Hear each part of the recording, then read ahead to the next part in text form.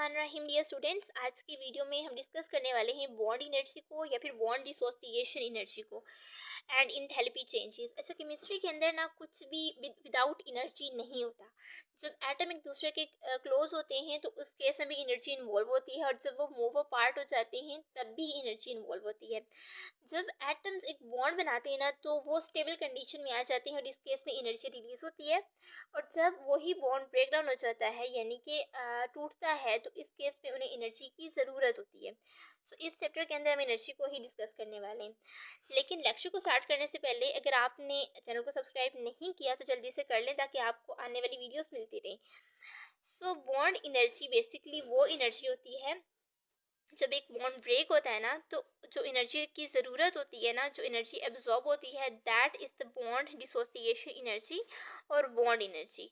अब डेफिनेशन की अगर हम बात करें तो bond dissociation energy is the average amount of energy required to break one mole of a particular bond in a substance and forming neutral atom. जब वो बॉन्ड ब्रेक होता है ना तो वो जो एटम्स होते हैं वो न्यूट्रल स्टेट में आ जाते हैं। सो बॉन्ड डिसोसिएशन एनर्जी क्या है कि जो अमाउंट ऑफ एनर्जी ज़रूरत होती है to break one mole of a specific bond in the gaseous state, so the neutral atom are formed. So जो एनर्जी ज़रूरत होती है एक mole of a specific bond बनाने के लिए, वो एनर्जी जो है वो बॉन्ड डिसोसिएशन एनर्जी होती है। अच्छा, केमिस्ट्री के अंदर ना हम हमेशा बात करते हैं one mole of bonds, not one bond, because chemistry deal with moles. Next slide पे अगर हम आएँ तो यहाँ पर हम बात करेंगे एग्जैक्ट बॉन्ड एनर्जी की। अच्छा, जो बॉन्ड एनर्जी है ना इसको रिप्रेजेंट किया जाता है ई से, is the symbol of bond energy. अगर हम कैलकुलेट करें bond energy for a bond in a specific molecule, किसी स्पेसिफिक मॉलिक्यूल में किसी बॉन्ड की अगर हम बॉन्ड एनर्जी कैलकुलेट करते हैं तो उसको हम एग्जैक्ट बॉन्ड एनर्जी कहते हैं। लेकिन हमेशा जो है ना एग्जैक्ट बॉन्ड एनर्जी की सेम नहीं होती। बॉन्ड एनर्जी सारे मतलब सेम नहीं होती। अब सेम क्यों नहीं होती? Because bond between the same two atoms do not always have the same bond energy। यानी कि एक बॉन्ड है दो एटम्स के दरमियान, दो सेम एटम्स के दरमियान, लेकिन हमेशा उसकी बॉन्ड एनर्जी जो है वो सेम नहीं होती। For example, carbon to carbon bond ethane के अंदर है और सेम यही बॉन्ड जो है प्रोपेन के अंदर और ब्यूटेन के अंदर भी है। Like this bond carbon to carbon bond ethane में भी है, कार्बन टू कार्बन बॉन्ड जो है वो प्रोपेन और ब्यूटेन में भी है। लेकिन इन सब के केस में जो है ना बॉन्ड एनर्जी डिफरेंट होती है। क्यों होती है? Because other atom present in the molecules and affect the bond strength. Even through के हमारे पास जो है वो बॉन्ड जो है वो सेम टाइप का बॉन्ड है, लेकिन उसकी जो सराउंडिंग्स में एटम अटैच है ना, और जो मतलब फॉर एग्जांपल प्रोपेन के साथ ये CH3 अटैच है, इसके साथ ये CH2 CH3 है, तो ये चीज़ डिफरेंट होती है। तो इससे क्या होता है कि उस बॉन्ड की जो स्ट्रेंथ होती है ना वो डिफरेंट होती है। सो that's Y bond energy is not a fixed value, मतलब सबके केस में डिफरेंट होती है। मीथेन के केस में हायर बॉन्ड एनर्जी होती है, प्रोपेन के केस में स्लाइटली लोअर होती है as compare to the ethane, but butane के केस में बहुत ज़्यादा कम होती है। सो इस तरह से बॉन्ड एनर्जी जो है ना वो अफेक्ट होती है, डिफरेंट होती है। नेक्स्ट स्लाइड पे अगर हम आए तो यहाँ एग्जैक्ट बॉन्ड एनर्जी की बात करते हैं तो एग्जैक्ट बॉन्ड एनर्जी जो है ना मतलब हर एक की अलग होती है, लेकिन एवरेज बॉन्ड एनर्जी जो होती है ना वो सेम होती है।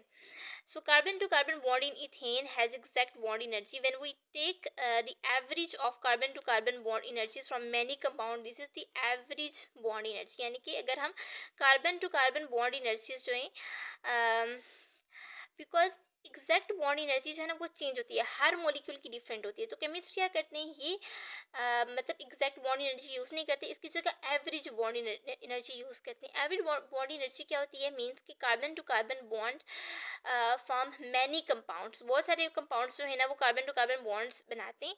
तो उन सब की बॉन्ड एनर्जीज को ना कैलकुलेट करके उसकी एवरेज वैल्यू ले लें। अब ये जो एवरेज वैल्यू है ना ये न्यूमेरिकल्स और कैलकुलेशन के अंदर यूज़ की जाती है। सो कैलकुलेशन के अंदर एवरेज बॉडी एनर्जी यूज़ की जाती है instead of the exact value. अब एक टेबल भी है 6.1, उसके अंदर हमारे पास एवरेज बॉन्ड एनर्जीज गिवन है।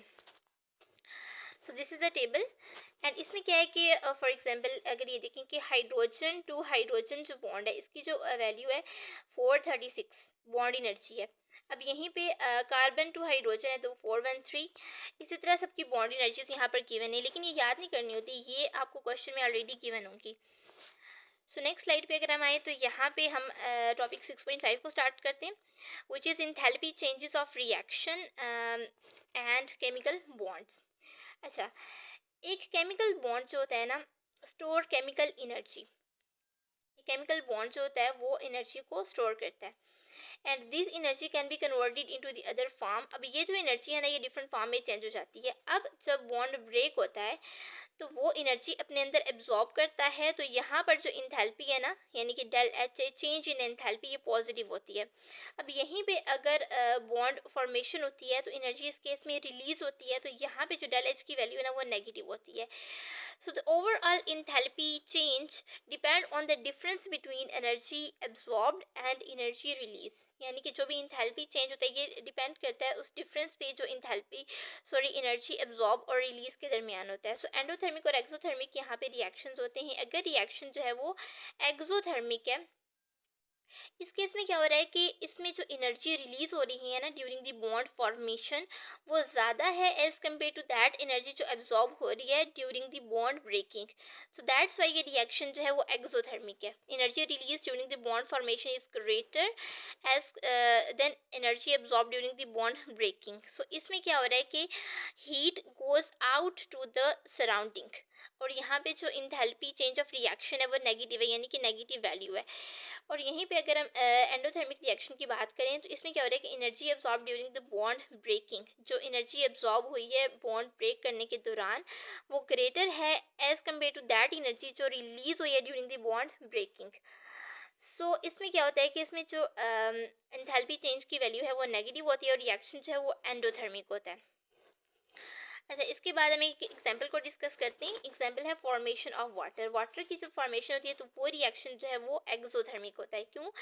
Because more energy is release when hydrogen to oxygen bond form. जब हाइड्रोजन टू ऑक्सीजन बॉन्ड बनता है तो इस केस में एनर्जी रिलीज होती है, तो वो एनर्जी ज़्यादा रिलीज होती है। Then the energy absorbed to break hydrogen to hydrogen and oxygen to oxygen bonds। यानी कि जब hydrogen to hydrogen bond break हुआ या oxygen to oxygen bond break हुआ, तो इस केस में जो एनर्जी एब्जॉर्ब हुई वो उस एनर्जी से कम थी जो रिलीज हुई during the hydrogen to oxygen bond formation. So that's why जो है ना वाटर के केस में रिएक्शन जो है वो एक्सोथर्मिक होता है। हाइड्रोजन रिएक्ट करता है ऑक्सीजन के साथ, उस केस में वाटर बन जाता है। यहाँ पे enthalpy change of reaction negative है और इस केस में एनर्जी जो है वो रिलीज हो रही है। अब आगे एक न्यूमेरिकल प्रॉब्लम है जो कि आपकी बुक में भी गिवन है, सैम्पल प्रॉब्लम 6.1। सो इसमें क्या हो रहा है कि हाइड्रोजन ने रिएक्ट किया ऑक्सीजन के साथ और इसके रिजल्ट में हमारे पास वाटर प्रोड्यूस हो गया। अब ये जो रिएक्शन है ना, ये एक्सोथर्मिक है, इसमें हीट रिलीज हो रही है, तो दैट्स वाई इसकी वैल्यू जो है ये नेगेटिव है। अब इसमें हो क्या रहा है कि इसमें हमें एक क्वेश्चन गिवन है, with the help of the following bond energy data. हमें बॉन्ड एनर्जी की वैल्यू ऑलरेडी पेपर में गिवन होती है। सो calculate the enthalpy change of the following reaction. यानी कि जो हाइड्रोजन टू हाइड्रोजन बॉन्ड है उसकी बॉन्ड एनर्जी है 436 किलो जॉल पर मोल। अब जो ऑक्सीजन टू ऑक्सीजन बॉन्ड है इसकी बॉन्ड एनर्जी है 495 किलो जॉल पर मोल, एंड हाइड्रोजन टू ऑक्सीजन जो बॉन्ड है विच इज़ 463 किलो जॉल पर मोल। सो हो क्या रहा है बेसिकली इस रिएक्शन में कि दो हाइड्रोजन है, टू हाइड्रोजन एक ऑक्सीजन के साथ रिएक्ट करते हैं। अब 1/2 क्यों लगा है यहाँ पे? क्योंकि हमें एक ऑक्सीजन चाहिए, सो दैट्स वाई। अब 2 moles of hydrogen react with the 1 mole of oxygen and as a result 1 mole of water produce होता है। अब हाइड्रोजन टू हाइड्रोजन बॉन्ड की वैल्यू है 436 and oxygen to oxygen bond की वैल्यू है 495। अब 1/2 भी है, यानी हम इसको डिवाइड भी करेंगे। सो ये बॉन्ड ब्रेकिंग एनर्जी है। अब बॉन्ड फॉर्मिंग एनर्जी है 436। अब हाइड्रोजन 2 टाइम्स है तो इसलिए यहाँ पर 2 यूज़ होगा। सो इंथैल्पी चेंज ऑफ रिएक्शन अगर हम इसमें कैलकुलेट करते हैं तो जो बॉन्ड ब्रेकिंग एनर्जी है ना उसमें से हमने माइनस करना है बॉन्ड फॉर्मिंग एनर्जी को। सो अगर हम 2 से डिवाइड करें 495 को तो आंसर आता है 247। एंड अगर हम इस इन वैल्यूज़ को सब्स्टिट्यूट करें तो हमारे पास -242.5 किलो जॉल पर मोल वैल्यू आती है enthalpy change of reaction, and value negative है। सो इट्स मीन्स कि यहाँ पर रिएक्शन एक्सोथर्मिक है, हीट इसमें से रिलीज हो रही है। तो डियर स्टूडेंट्स, यहीं तक था आज का लेक्चर। नेक्स्ट लेक्चर में हम क्विक टेक्स्ट को डिस्कस करेंगे, एंड कोई भी आपको क्यूरी हो इस लेक्चर में तो आप मुझसे कमेंट से पूछ सकते हैं, आई विल आंसर इंशाल्लाह। एंड अगर आप चैनल पर नए हैं तो चैनल को सब्सक्राइब कर दें, बेल आइकन को प्रेस करें, वीडियो को लाइक करें, अपने दोस्तों के साथ शेयर करें ताकि अगली आने वाली वीडियोस आपको मिलती रहें।